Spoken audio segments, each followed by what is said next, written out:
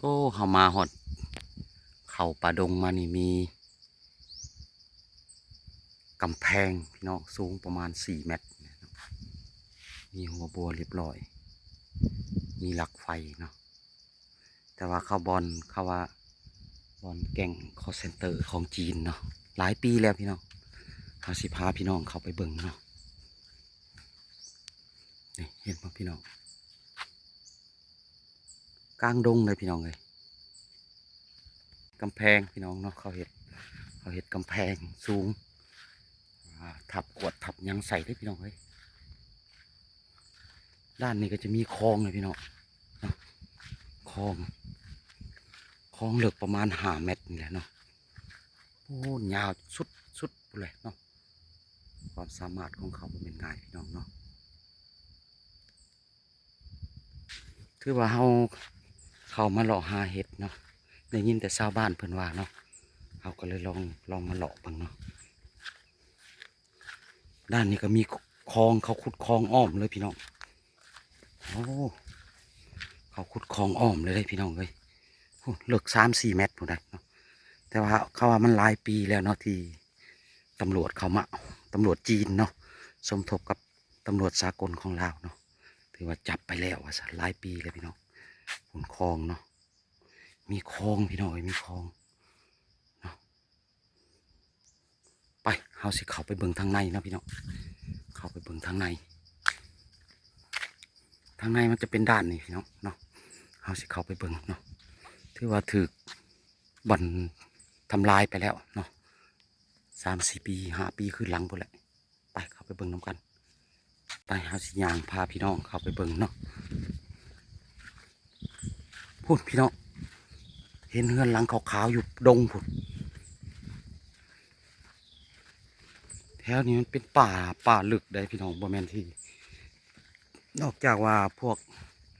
หาหอกหาเห็ดเนาะเข้ามากันมันจะหลงแล้ว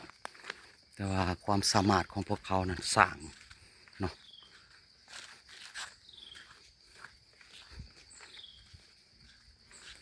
สร้างเป็นแคมป์กล้องแก่งคอเซ็นเตอร์พี่น้องเนาะตอนนี้เขาสิพาเขาเบิ่งกวดกาเบิ่งเนาะโอ้เขาทุบหมดแล้วพี่น้องเลยเนาะเขาเห็ดดุดทางเขามาไกลเลยพี่น้องเฮ้ยป่าดงดิบเบิ่งกว่าต้นขอกต้นเค็งนี่เนาะมันง่ายเนาะ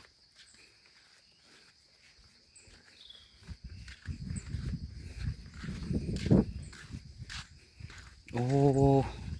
พูดหลังบักใหญ่หนึ่งพี่น้องเนาะปลาโทพี่น้องเลย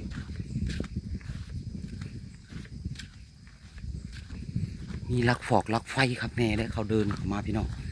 ปลาแต่ว่าหลังคาเขาทุบไปแล้วห้องยังกระเบิงคือนั่นแหละ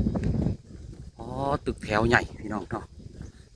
ไปเบิ่งใกล้ๆจังสิให้พี่น้องเบิ่งอีกบาทหนึงย่างลงมาเนี่ยก็ไกลเติมพี่น้องได้ยินแต่เสียงของงัวเขาพูพี่น้องเบิ่งกว่าเรือนหลังบักใหญ่นี่เนาะหาสิเข้าไปเบิ่งใกล้ๆเนาะว่าสถานที่แห่งนี้มันใหญ่สำใดที่ว่าแก๊งคอเซ็นเตอร์เพิ่นชาวจีนเนาะเพิ่นมาลักเห็ดอยู่นี่เนาะพี่น้องปลาโตพี่น้องเอ้ยคุณเนาะมีงัวอีกอยู่ คุณเนาะปลาโตพี่น้องเอ้ย1 2 3 4 5 6 7 8 ปองเอี่ยมอยู่นี่เนาะ5 6 7 8 ปองเนาะเบิ่งด้านในพี่น้องเขาถูกเบิดพี่น้องเลยโอ้เขาเห็ดขักเด้อเห็นธรรมดาอยู่ในดงในป่าเลยพี่น้องเอ้ยนี่กะโลยังบกขักเขาเห็ด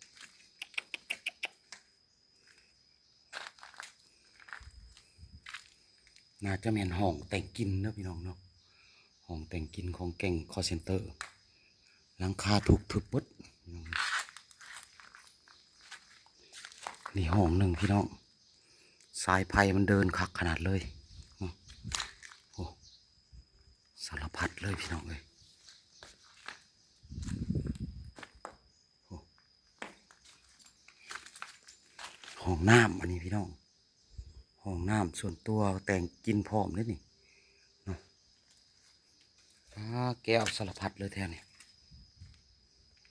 ห้องนี่ห้องโถงน่าจะเป็นห้อง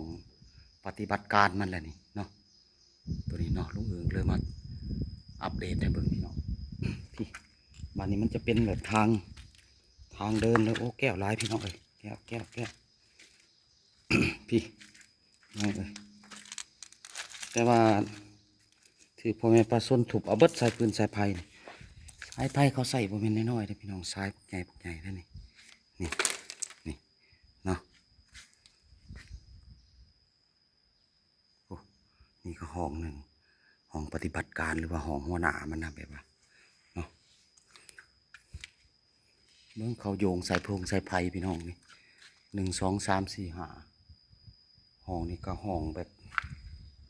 เบิ่งโต๊ะคอมนะไปห้องโต๊ะคอมเบิ่งสายไผ่มันนี่บ่เป็นหูอยู่พี่น้องเนาะอ๋อตัวบ่ฮู้ว่าจะกี่ล้านบ่ว่าถึงเงินกีบเลยแบบนี้เนาะอ้าวห้ามห่างเข้ามาบักควายสูเพิ่นว่าเนาะ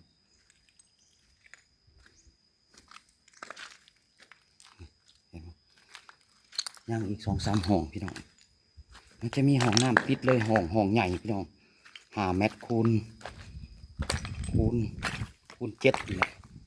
อันนี้จะเป็นด้านหน้าพี่น้องเนาะด้านหน้าในป่าดงเลยพี่น้องเลยเนาะป่าดงที่ว่าบ่สามารถไผเข้ามาใกล้ได้นะได้ยินแต่ชาวบ้านเขาว่า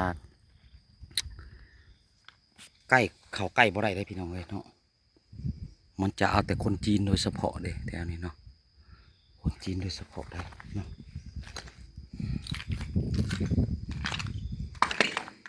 นี่วงกว่าพี่น้องตัวลุงอึงกะเลาะมาได้ยินแต่เขาว่าไปเบิ่งแม่ว่าสักนี่แต่ละห้องจะมีห้องน้ำติดโตเลยนี่เนาะ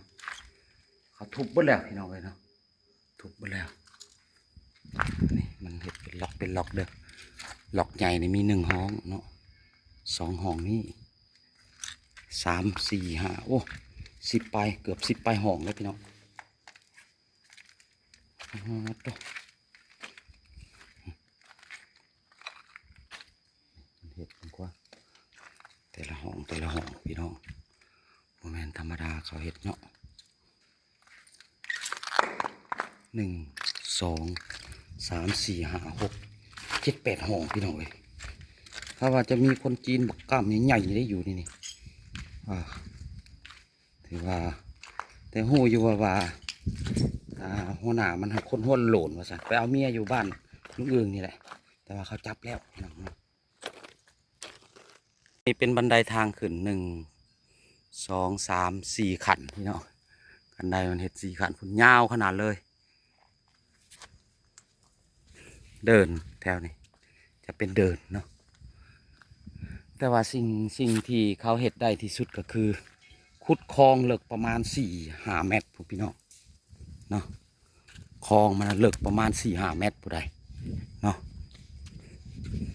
เบิ้งแก้วมันใส่นี่หนาสำหรับนี่จากนิ้นแก้วนี่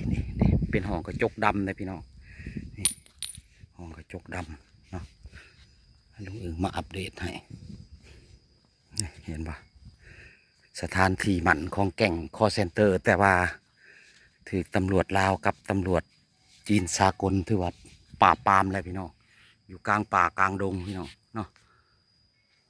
คือซีเมนต์มันดำเนินการได้หลายปีเติบเนาะเบื้องมันเดินหลักไฟเข้ามานี่พี่น้องพูนทางเข้ามาพูเป็นป่าดงเลยพี่น้องเลยสัตว์สาวาสิแถวอ้อมทางนั้นแมนเบิดเลยมันเห็ดคลองอ้อมเบิดได้มีแต่ทางออกฮัน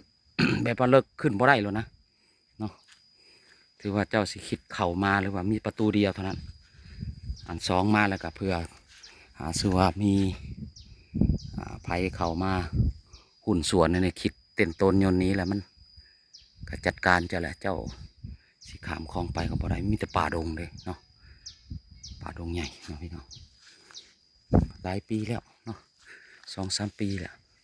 หรือว่าแต่2010 2010ปลายแล้วเนาะสิไปถามชาวบ้านเพิ่นอีกเทื่อหนึงเนาะเมืองกัวยาวนี่ระดับเท่าไหร่นี่50 เมตรบ่ได้พี่น้องเนาะโอ้โหพอเนี่ยธรรมดานี่เล็กเขาก็ตัดไปเบิดนี่อันนี้ก็ชิแมนว่าน้ำมันแหละนี่เนาะได้น้ำพี่น้องนี่เนาะโอ้โอ้น้ำมีน้ำเสยนี่ป้อมยามมาได้เขาตัดเอาเบิดเล็กนี่เนาะโอ้เนาะสิมาอัปเดตให้พี่น้องเห็นนั่นแหละเนาะ